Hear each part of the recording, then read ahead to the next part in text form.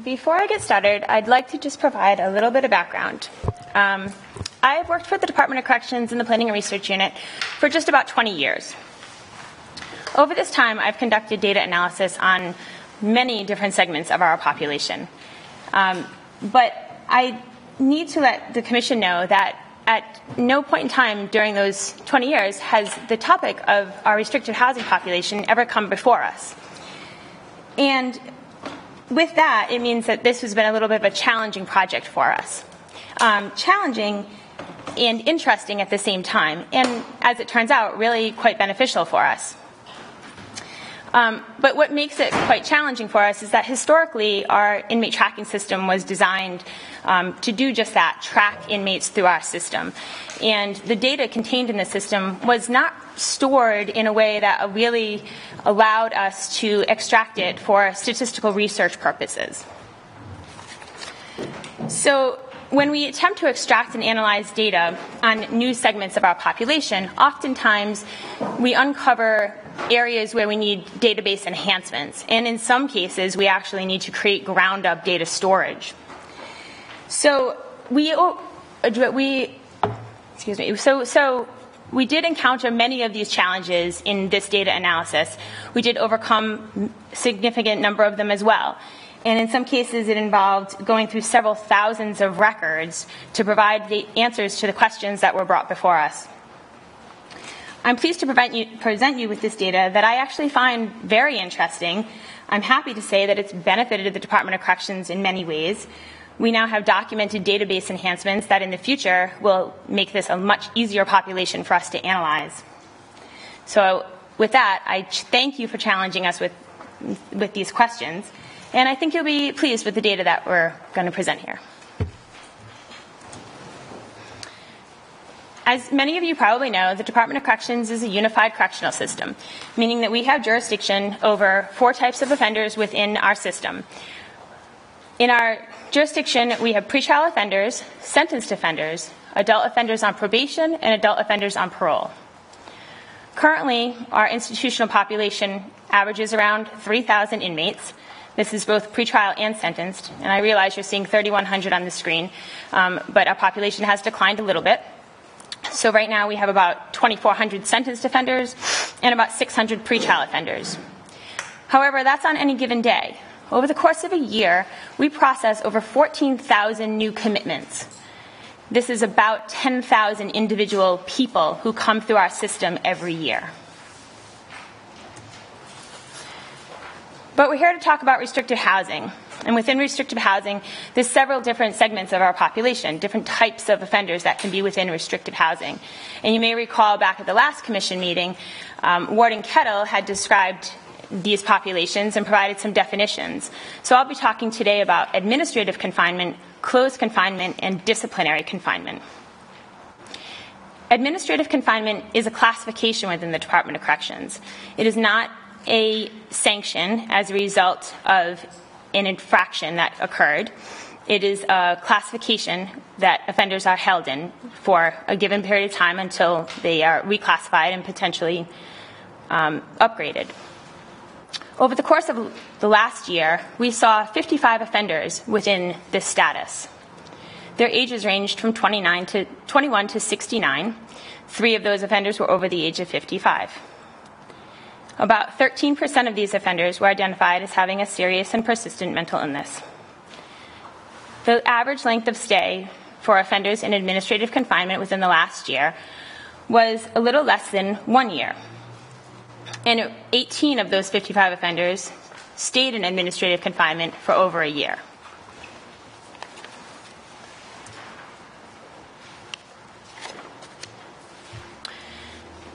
Closed confinement is also a classification and is a step down from administrative confinement. And in the last year, there were 50 offenders who were in that status at a certain point in time. Their ages were pretty similar to those in administrative confinement, ages 20 to 57. 1 offender was under the age of 21, and 3 were over the age of 55. The average length of stay in closed confinement was about 7 months. 6 of the 50 offenders stayed in this status for more than a year.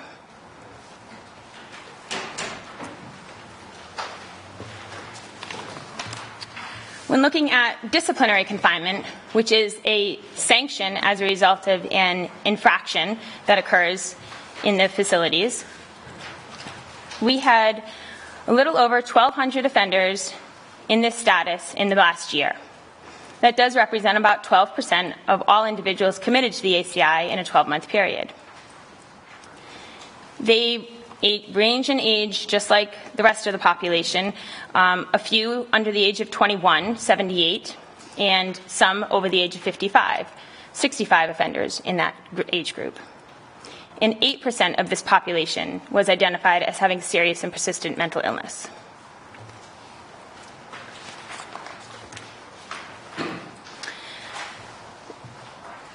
So this gets a little bit complicated, but what's important to know here is that while we have a little over 1,200 offenders in disciplinary confinement in the last year, they accounted for about 2,500 or almost 2,600 instances of disciplinary confinement.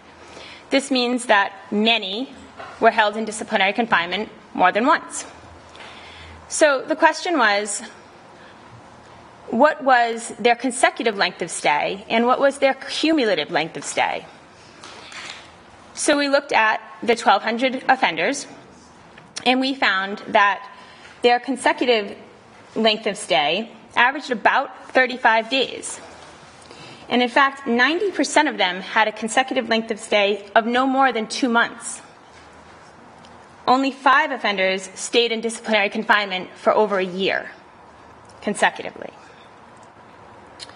When looking at cumulative length of stay, this means that somebody might have stayed in disciplinary confinement for an instance, say in January, and then again in March, and then again maybe in August. So we added those time periods together.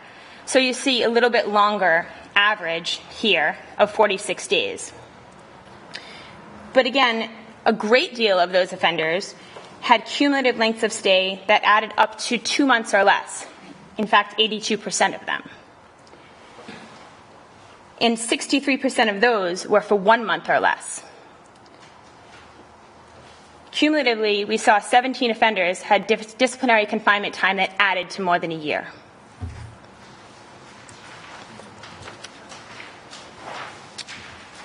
So what occurs that results in someone in disciplinary confinement? Well, we looked at the infractions that connect with periods of time in disciplinary confinement.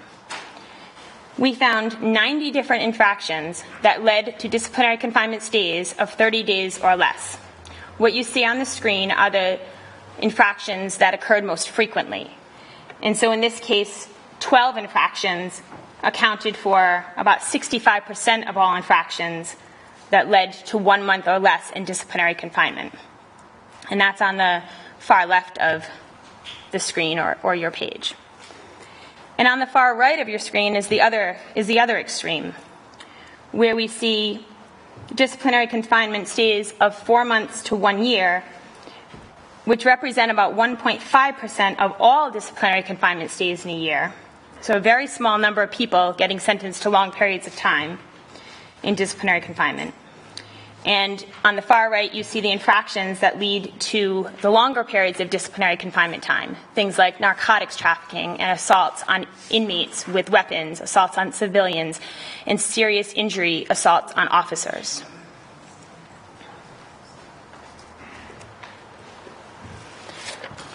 In total, in the last year, we saw 1,247 individual offenders that were held in either administrative close or disciplinary confinement in the last year. This represents about 12.5% of all individuals committed to the ACI in a year. I think it's also important that we consider what the current population is in disciplinary confinement, in restrictive housing. So that's what you see here. The overall of our total inmate population, about 164, or just over 5% of the population, is held in some type of restrictive housing at any given time. You see here on your screen that the majority of those offenders are held in high security, and there are a few scattered in other facilities mostly waiting transfer to higher levels. And you also see that the majority of them held in restrictive housing are in disciplinary confinement, with some in administrative and some in close. And looking a little bit deeper into the current population in restrictive housing, we find that 12 offenders are under the age of 21. None of them have medical disabilities or serious and persistent mental illness. 2 of them are over the age of 55. Neither of them have medical disabilities or serious and persistent mental illness. And their length of stays vary according to their classification or their housing type. And finally, I'll just touch briefly on the length of stay within those confinement types. And the take-home message here really is that, for the most part, what you see is that our classifications of administrative confinement and close confinement lead to longer stays in restrictive housing, and our stays in disciplinary confinement are actually much shorter, with a few outliers for those serious infractions that result in longer stays of disciplinary confinement. And with that, I hope I have answered the Commission's questions. We tried very hard to do so. And are there any questions?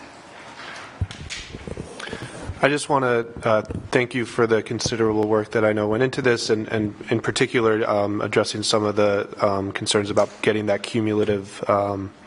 those cumulative numbers. So I really appreciate that work. And I guess I had a quick question.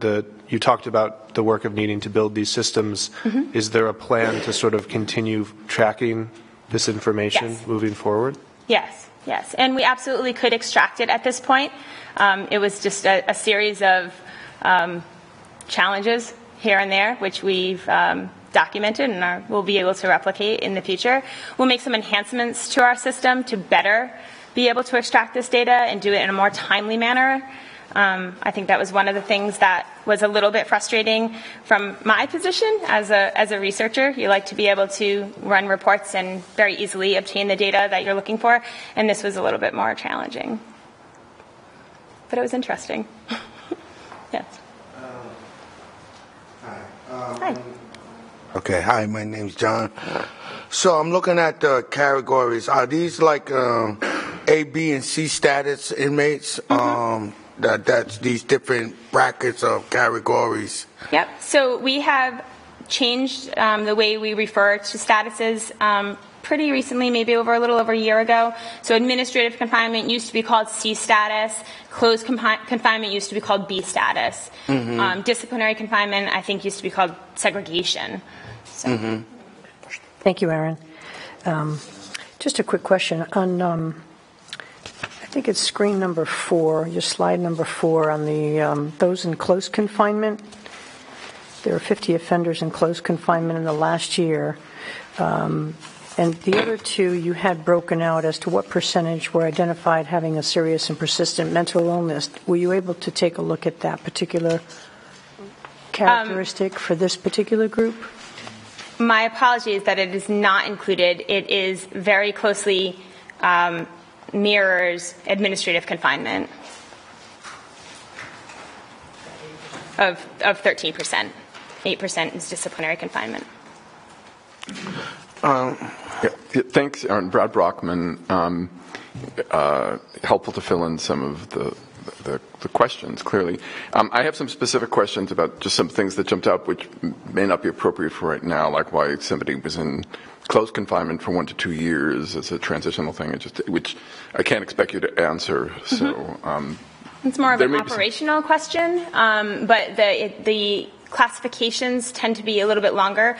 We generally reclassify inmates on a yearly basis. To closed confinement? To any kind of reclassification. So they potentially could move from one status to the next. I'll let Assistant Director Whedon respond, though. Classifications for administrative confinement, the form of B status and C status, is every 90 days. Every 3 months, we classify those restrictive housing inmates. Thank you for that clarification. Why haven't it been 90 days before folks see classification? Because when I look over here, you said there's 1,221 offenders were in disciplinary confinement, right?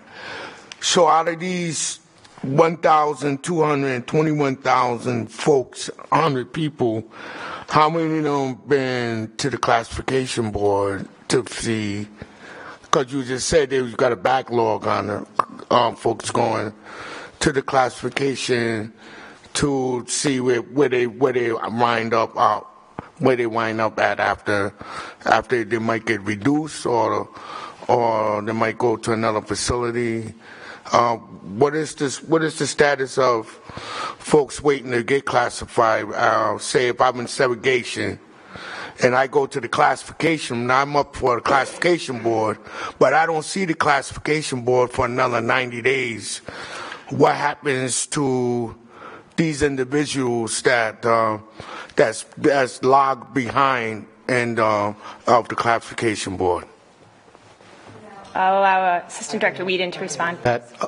All inmates in disciplinary confinement can be A status inmates, which is general population, administrative confinement, and close confinement.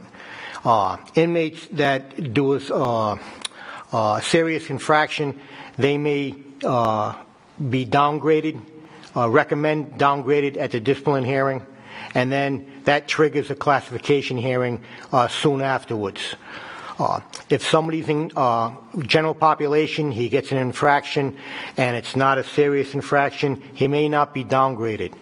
So that person, once he's finished their segregation, they go back out to general population of the facility they're housed in. But everybody that's in administrative confinement and close confinement, I've seen every 90 days, whether they're off discipline or on discipline. Does that answer your question, John? Yes, thank you. Mr. Seabury? Thank you, Ms. Boyer, for the presentation and the work that clearly went into collecting this data. I have a pretty specific question about page 11, the length of stays division. I'm more than anything interested in being able to look specifically at individuals who receive multiple bookings. So looking at this data, the length of stays, are those capturing the initial amount of time that they've been confined to, or does that collect the cumulative potentially multiple bookings for sustained infractions after that? Mm-hmm. So this is based on the current population, as of October 13th. And for administrative confinement and closed confinement, it's the amount of time that they, at that point, had served, because we don't have an end date for when they will get out of that status. For disciplinary confinement, it takes into account what we know of as the start date of the current discipline and the end date of the current discipline, including if there's consecutive time in that, within that infraction, within that sanction.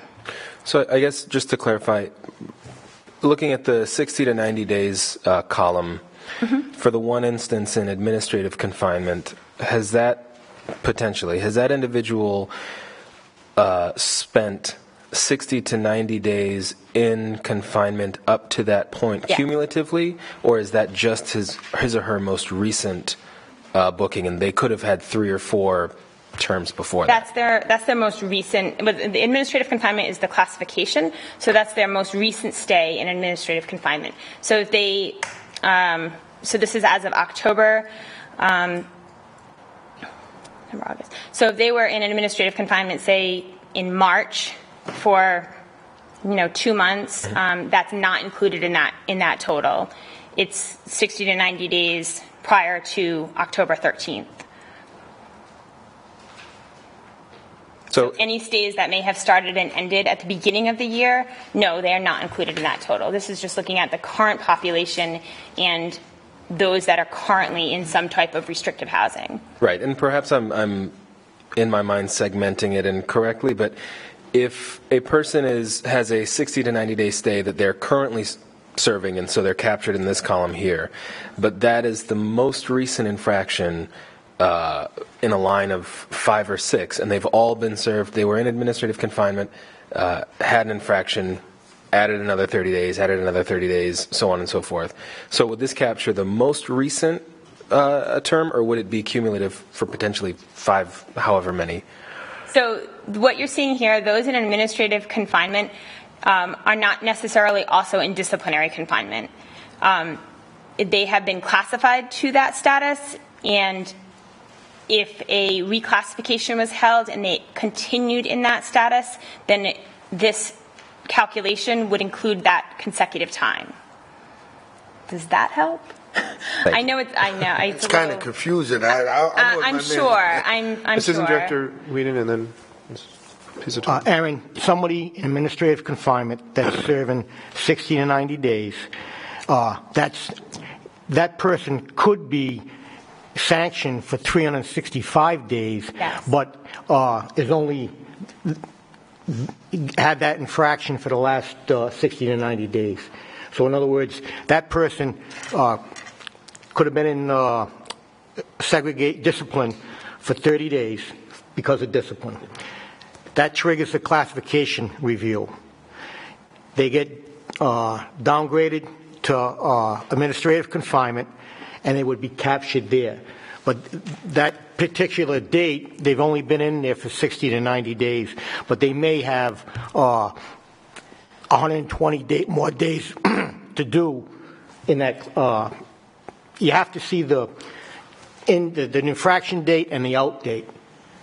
She's just capturing the people that are in for that length of time. Am I correct? So in that scenario, if that person was sanctioned to 365 days and reclassified to administrative classification, they would be captured in administrative confinement for the reclassification that could have occurred 60 to 90 days ago, and as well in the disciplinary confinement status for 120 to 365 days. So both of those are captured in this chart. All right. Yes. You understand? I'm beginning to confuse myself, but perhaps it's more easily, and I don't want to dwell on this.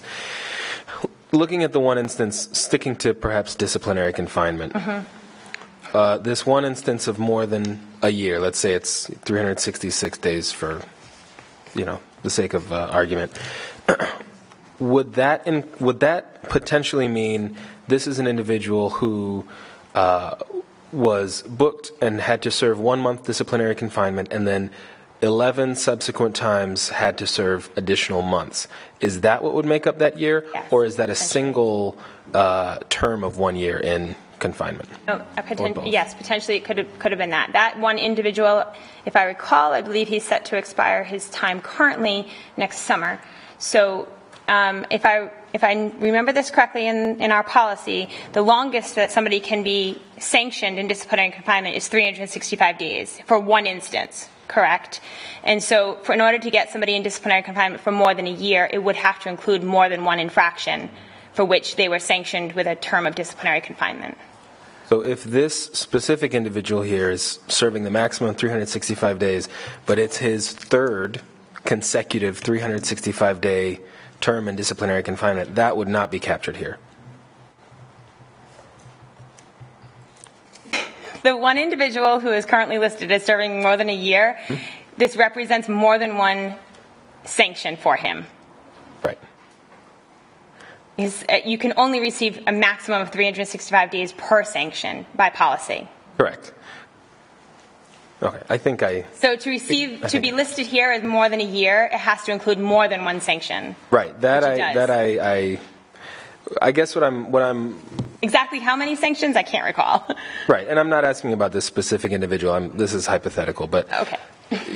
Potentially legally someone could serve 3 years, and I'm not saying that it's happening now, obviously, but potentially someone could serve 3 years on 3 separate infractions, all back to back. And that instance in this data, that would be reflected as simply 1 year term because that's his or her most recent stay. Is that correct?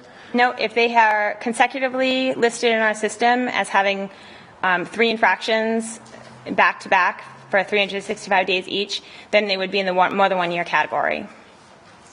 Yes, okay. Because we would add them up. Okay, they would all be We would be reporting on the earliest start date and the latest end date. Thank you for bearing with me. You're welcome. Anything else? All right. Are there any other comments or questions on this motion? How do you define medical disabilities? Does that include physical and cognitive disabilities, or is that just? That's a good question. Dr. Serbo? Yeah. We looked at traumatic brain injuries. We looked at head injuries. All type of issues that you would be concerned about in your disability council. So we looked at areas. Yes, like issues like ADHD would come under mental health issues. So yes. You have to remember a lot of cases that are like, for example, developmentally disabled individuals, intellectually disabled, challenged individuals. Some of the charges that they do accrue, let's say arson charges or a child molestation charges, sometimes are found incompetent to stand trial and then transferred to the forensic service. So we don't necessarily. So we did include your population. Okay, thank you. Ms. Pisatore. Dr. Serbo. Thank you, Mr. Chairman. And this may be a future question or perhaps already set up, but so just a couple of questions. One, I'm just looking specifically at screen number 10, slide number 10, but really just the report in general. Were there any other characteristic data that you reviewed or that jumped out at you? So this, you've kind of chronicled age of offenders, health of offenders, any other characteristic data of offenders. Gender is touched on a little bit when you look at where they're housed, and so women's is separate, obviously. But any other characteristic data of these offenders that you reviewed? Yeah, that's a good question, and we certainly could respond to some of that. We do have other demographics within the data files. This presentation was narrowed to respond to some specific questions that were brought before us, yep. And age and medical and mental health disability issues were of particular interest. Thank you, Erin. You're welcome. Thank you. So you would be able to extrapolate how many people are in each situation based on, say, race? Yes. You do have that data? We do. Okay. Thank you. Erin, do you have data that would allow us to see how many inmates are booked in succession while they're in SEG? So if 17 people are in disciplinary confinement for 120 to 365 days, of those 17, how many of them were booked originally for 30 days and got rebooked in succession while they were in SEG? That would be interesting data. So within the current population, we didn't look at that, but we could. We did look at that very issue when we calculated consecutive time, when we looked at offenders that stayed in disciplinary confinement in the last year. So that's the screen that I brought up here. And that's where we saw that the consecutive length of stay averaged 35 days. So we didn't have a significant number of people that actually got long periods of disciplinary confinement time consecutive to each other. Only 5 offenders stayed in disciplinary confinement consecutively for more than a year. And 90% stayed consecutively for up to 2 months. So there's short periods of disciplinary confinement time applied consecutively. But 17 people, according to your screen 11. In the current population. The current population, 17 people have been in SEG for 120 to 365 days. That's their. Of those 17 people, were any of those actually initially sanctioned to 120 days, or were they gathering those 120 days over time while they were locked up? And I don't have that detail right. Available to me right now. Thanks. We do have it, though. Good job. Thank you.